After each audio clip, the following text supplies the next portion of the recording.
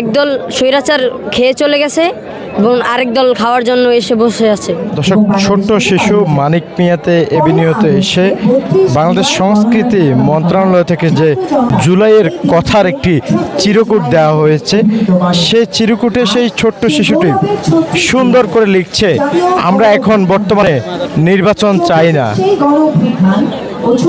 আমরা খুনি হাসিনার বিচার চাই। সেই কথাগুলো কিন্তু লিখছে। আমরা কথা বলবো ওর সাথে।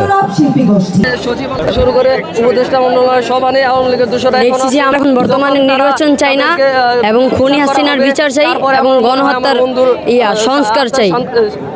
বর্তমানে আমরা নির্বাচন চাই না এবং হত্যার বিচারগুলো চাই।